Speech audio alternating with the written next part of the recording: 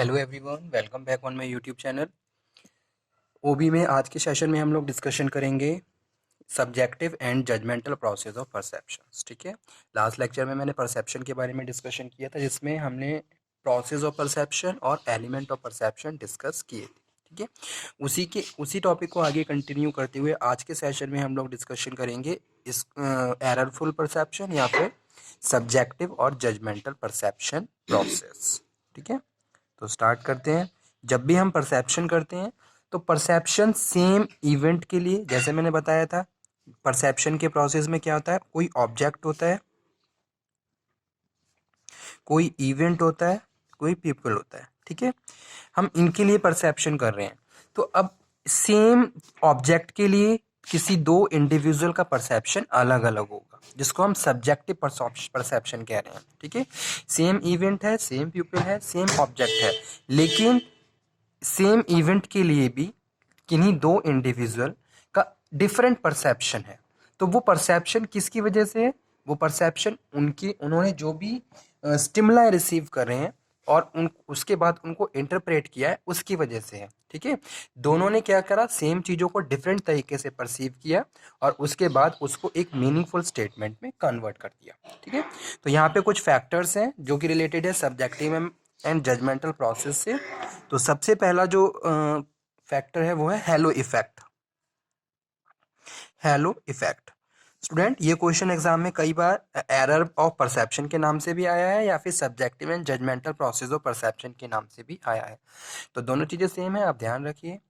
तो hello effect क्या होता है, तो सबसे पहले मैं इसको डिफाइन कर देता हूँ। तो हेलो इफेक्ट है, it is the process of using a single personality trait of an individual and drawing a general impression about him। तो फर्स्ट जो सब्जेक्टिव या हेलो इफेक्ट का वो परसेप्शन का एरर है वो है हेलो इफेक्ट। इसमें क्या होता है, इसमें हम किसी भी एक इंडिविजुअल जो कि एक्स है, इसको उसकी सिंगल ट्रेट के बेसिस पे उसकी ओवरऑल पर्सनैलिटी को इवेल्युएट कर लेते हैं। ठीक है, उसकी ओवरऑल पर्सनैलिटी को जज कर लेते हैं।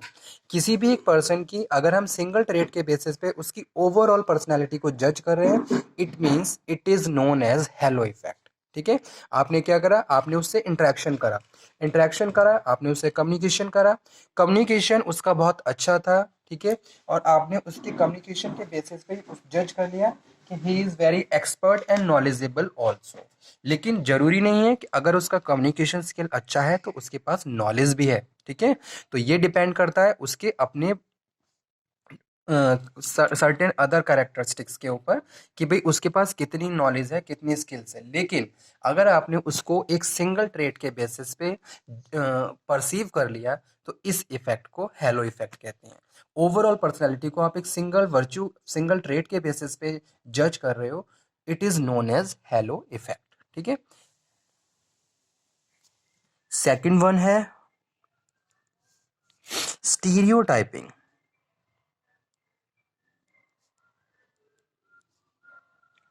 Stereotyping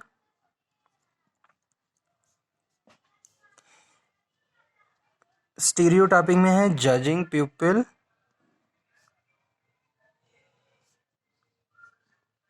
on the basis of characteristics of group to which they belong is called stereotyping। तो सेकंड जो एररफुल परसेप्शन है या फिर सब्जेक्टिव परसेप्शन है वो है स्टीरियोटाइप। स्टीरियोटाइप में बात कर रहे हैं कि भाई यहाँ पे हम जस्ट अपोजिट कर रहे हैं हेलो इफेक्ट को एक तरीके से, कि भाई कोई भी एक इंडिविजुअल, ठीक है, वो इंडिविजुअल जिस भी ग्रुप में इन्वॉल्व है, जिस भी ग्रुप में पार्टिसिपेट कर रहा है, उस इंडिविजुअल की कैरेक्टरिस्टिक की बात नहीं कर रहा हूँ, उस ग्रुप के कैरेक्टरिस्टिक की बात कर रहा हूँ। ठीक है, कोई भी ऐसा ग्रुप जो बहुत ज़्यादा ऑनेस्ट है, बहुत ज़्यादा एफिशिएंसी के साथ काम कर रहा है, अगर आप उस ग्रुप में इन्वॉल्व हो तो उस ग्रुप की कैरेक्टरिस्टिक के हिसाब से आपके पर्सनैलिटी को जज किया गया। ठीक है, कि भाई अगर आप उस ग्रुप में पार्टिसिपेट कर रहे हो, इट मीन्स कि you are very efficient in your work. ठीक है, और आप अपने काम के लिए बहुत ज़्यादा लॉयल हो, ऑनेस्ट हो, और बेटर तरीके से आप ऑर्गेनाइजेशन के गोल्स को टाइमली अचीव कर पा रहे हो। ठीक है, तो इस तरीके के इफेक्ट को, इस तरीके की प्रोसेस को स्टीरियोटाइपिंग कहते हैं। ठीक है, ये क्या है, सेकंड सब्जेक्टिव प्रोसेस है परसेप्शन का, that is known as stereotyping. ठीक है, judging pupil on the basis of characteristics of pupil group to which they belong called stereotyping। जिस भी ग्रुप को वो बिलोंग करता है उस ग्रुप के करेक्टरिस्टिक के बेसिस पे आप इंडिविजुअल को जज कर रहे हो, तो it is known as stereotyping. उसके बाद थर्ड नंबर पे है attribution.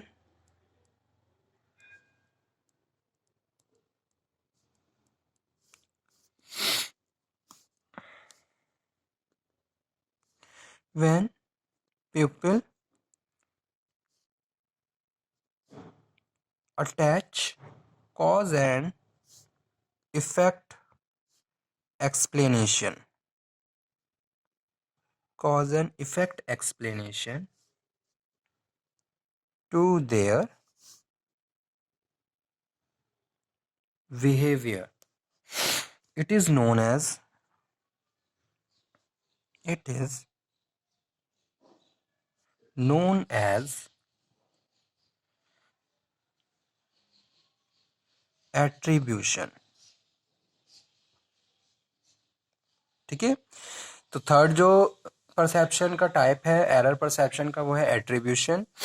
Here I am talking about when people attach cause and effect explanation to their behavior, if someone is behaving in certain manner, तो उसके पीछे आपके पास एक कॉज है और एक इफेक्ट एक्सप्लेनेशन के लिए आप पूरा उसके पास आपके पास कॉज और इफेक्ट एक्सप्लेनेशन है। If someone is behaving like a particular manner, then he is behaving like this because this is happening with him और हर।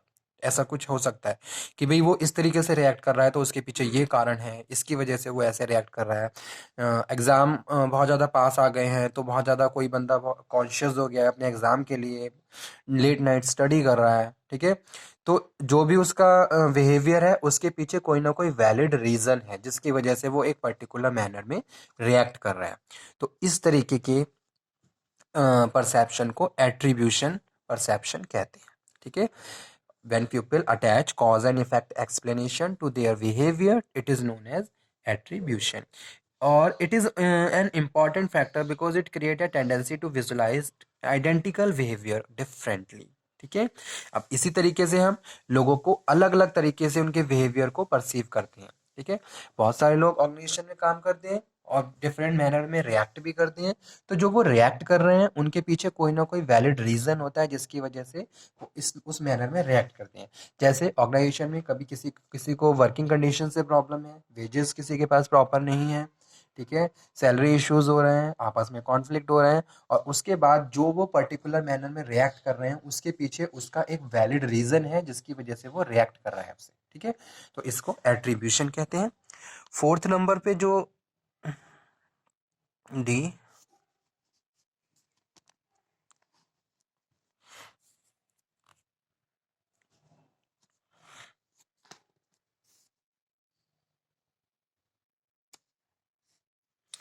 इन्फ्रेंस क्या होता है?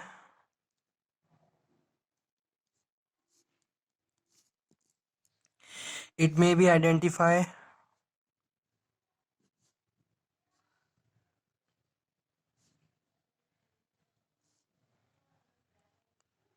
as the tendency on the part of pupil judge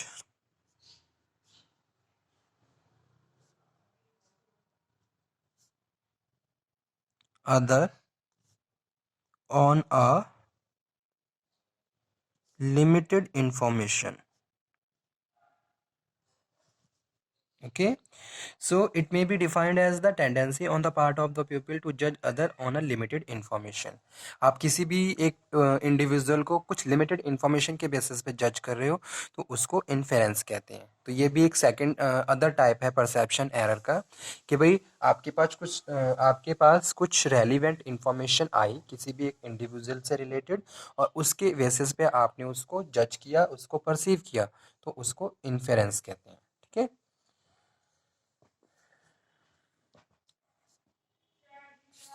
after that next one है impression. Impression is also related to this term. People frequently form impression of others on first sight. First sight में जो impression create होता है उसके basis पे, जैसे कहते हैं ना first impression is last impression, तो फर्स्ट टाइम जो भी आपने इम्प्रेशन क्रिएट कर लिया उसके बेसिस पे पूरी पर्सनैलिटी को जज किया गया। You are attending a party, आप किसी पार्टी को अटेंड कर रहे हो और वहाँ पे आप बहुत ज़्यादा पोलाइट मैनर में सबसे बातचीत कर रहे हो, तो आपका जो वे ऑफ कम्युनिकेशन है, वे ऑफ टॉकिंग है, वो दूसरों को इन्फ्लुएंस कर रहा है। ठीक है, अ वेरी फर्स्ट इम्प्रेशन आपने दूसरों को इन्फ्लुएंस कर लिया, तो इसको इम्प्रेशन कहते हैं। Even before knowing any other personality traits they start having impression and perceive thereby. जो भी आप सर्टेन मैनर में रिएक्ट कर रहे हो उसके बेसिस पे आपकी पर्सनैलिटी को जज किया गया। ठीक है, तो ये कहते हैं, इसको कहते हैं परसेप्शन एंड इम्प्रेशन। तो ये सारे सब्जेक्टिव एंड जजमेंटल परसेप्शन के प्रोसेस थे, टाइप्स थे एररफुल परसेप्शन के। ठीक है, और ये क्वेश्चन भी एग्जाम के पॉइंट ऑफ व्यू से इम्पॉर्टेंट है, तो आप इसको नोट डाउन कर लीजिए, परसेप्शन का एरर। तो ये टॉपिक हमारा फिनिश हुआ। नेक्स्ट लेक्चर में हम फिर से डिस्कशन करेंगे और उसमें हम स्टार्ट करेंगे सेंसेशन एंड परसेप्शन। मैंने आप लोगों को ऑलरेडी डिस्कस कर ही दिया है लास्ट लेक्चर में, दोबारा से बता देता हूँ। Sensation occurs through sensory organs including vision, hearing, touch, smell. It is simple process which is mainly related to physiological function. Physiological function related होते हैं हमारे आई से रिलेटेड। ठीक है, हंगर है और थ्रस्ट लग रही है हमें, तो ये सारे हमारे फिजियोलॉजिकल फंक्शंस हैं। तो इन विजन, हेयर, टचिंग, स्मेलिंग से रिलेटेड जो फंक्शंस आ जाते हैं वो सेंसेशन में आते हैं। जबकि परसेप्शन क्या है? परसेप्शन कॉग्निटिव प्रोसेस होता है, कॉग्निटिव और साइकोलॉजिकल प्रोसेस होता है। कॉग्निटिव मतलब कि भी on the basis of certain prior knowledge we are evaluating and perceiving current environment.